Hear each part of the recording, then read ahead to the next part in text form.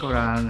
Ni buah limau Bali yang kita kupas hari tu. Kali ni kita nak buat resepi menggunakan limau Bali, iaitu kerabu limau Bali.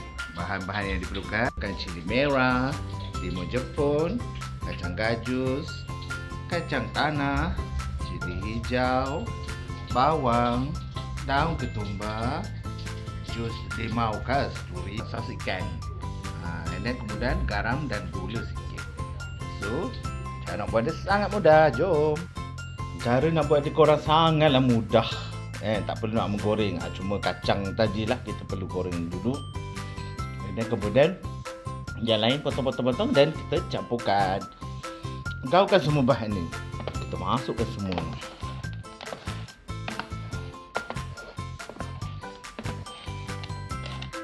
Kalikan semuanya. Kan mudah aku. Pakai je piring besar tu.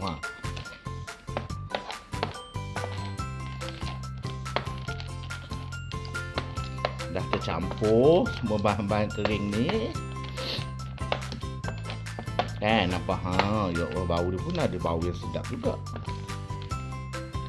Lepas tu barulah kita masukkan kita punya hero kita, limau Bali korang. Limau Bali ni dah buang kulit tadi. Masuklah. Kalau kau nak banyak pun boleh. Dia boleh. Kalau nak makan dengan nasi pun boleh. Makan macam tu saja. Kenapa kita masuk limau Bali lah? Sebab kita tak nak limau Bali tu terlalu hancur kalau kita kerap kacau dia kan. Nanti tak adalah texture dia. Lepas tu masukkan sedikit ni sos ikan.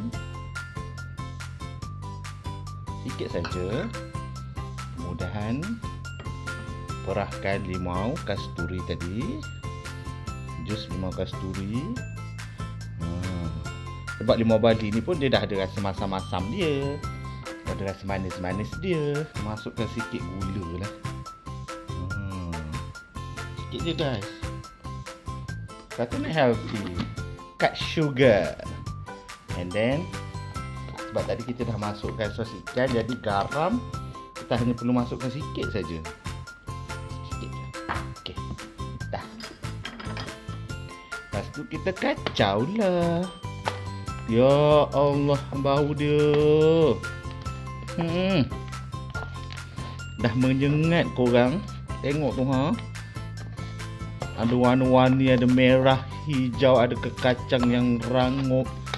Tengoklah daripada dekat tekstur kerabu kita punya limau Bali ni. Ini dah dia kerabu tadi, kerabu limau Bali kita yang kita dah siap tadi. Campur-campurkan semua. So kita nak rasa.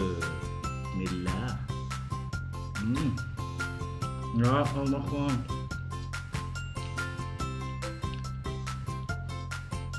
Kalau korang makan macam tu saja pun, tanpa nasi pun boleh.